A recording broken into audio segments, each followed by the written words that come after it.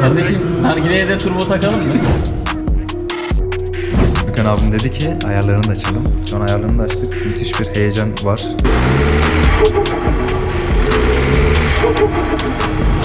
Bu araçta hiç kimseye yaptıramadım.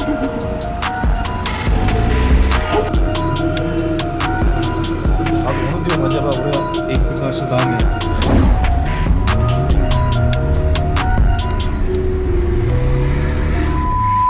Arkadaşlar merhaba, Car Station kanalına hoş geldiniz.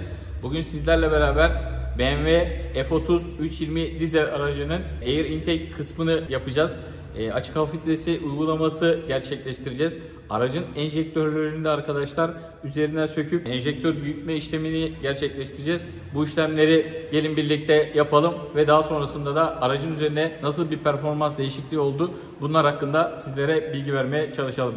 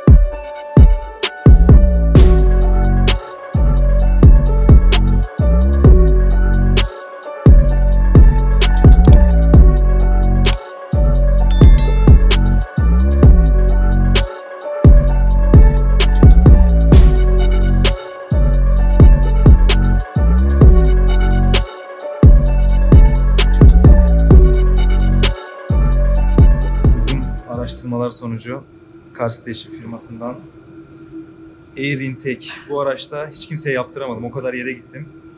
Gürkan abim dedi ki bu benim işim dedi. Bekliyorum dedi. Ve şu an çalışmalar son hızınla devam etmekte olup ayrıyeten bir de bu arabanın şeyi varmış. Akış metre olayını tutturmak aşırı zor. O yüzden kimse yapmıyor. Gürkan abim dedi kardeşim dedi o benim işim dedi ya, gel dedi hallederiz dedi falan. Çok heyecanlıyım şu an. Bir de bugün teslim edeceğim diyor. Arabam da yok bir haftadır. Başımıza gelmeyen kalmadı. Gürkan ne yaptın? Ne durumda? Bence bitti. Pişiyor.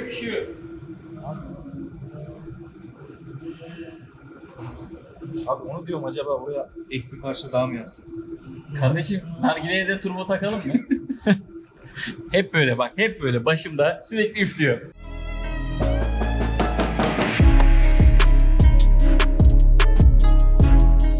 Gürkan abim dedi ki ayarlarını da açalım. Şu an ayarlarını da açtık. Müthiş bir heyecan var. Çok heyecanlıyım. Evet. Duyar abi şimdi açık. Niye tırstın? Bir heyecanlandım abi, tırsma yok. Sanki ilk marş yapıyormuş gibiyim şu an. İlk maçtaki sesi duyunca biraz aklım. He vallahi sorma ya. Anahtar düşürür mü abi? Yapılır mı delikanlı adamı bu ya? Ben yapmadım. Ali orada unutmuş onu. Yemin ediyorum kalbim tık diye gitti sesini dinlemek için, böyle bekliyorum ikinci tıkırtıyı ama o gelmedi Allah'tan. Ya saat 9 bak, saat 9 bana kalkmış burada açık hava filtresi taktırıyor. Çek. Ayıptır ya. Evimiz var, çoluğumuz, çocuğumuz var kardeşim. Abi biz Saat bir 20.40. Car Station olarak aileyiz. Biz bir Car Station olarak artık bir aileyiz. Lan kendi ailemle görüşemiyorum sizle görüşmekten. Abi öyle yapacak bir şey yok. Kendi çocuğumu görüyorum. Öyle deme abi, öyle dersen şey yaparız. Tüm tesisat işlerimiz son hızıyla devam etmekte.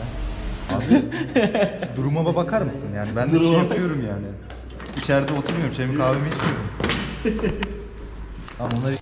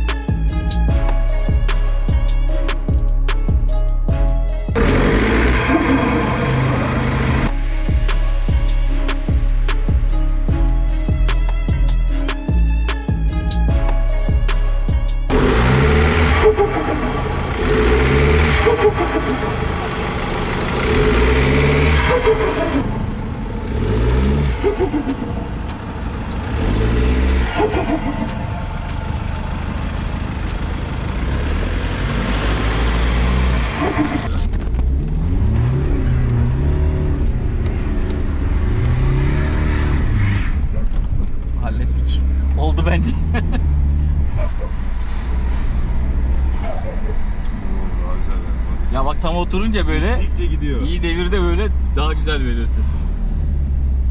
Sen bence biraz böyle 1-2-3 yap orada. Launch yapalım mı? Deneyelim. Launch'ı bir de dışarıdan çekmek lazım.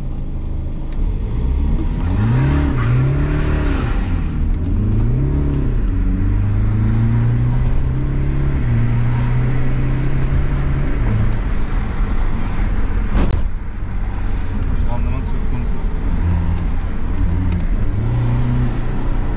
Çekişte fark var değil mi?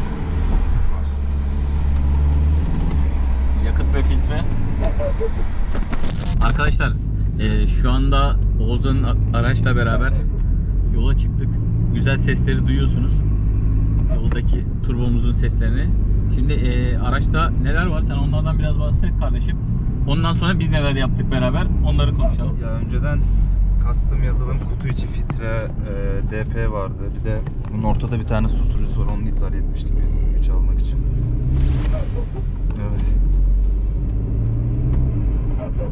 Tabii. O şekilde yani, öyle çok aşırı bir şey yok. Bir de şanzıman yazılım var ekstra. Şu anda bülbül gibi çakıyor. Duyuyor musunuz ne kadar? Bozulmaz değil mi böyle? Yok ya. Bir daha. Umarım ses düzgün geliyordur, yani ben çekiyorum burada. Sesi duymanızı isterim.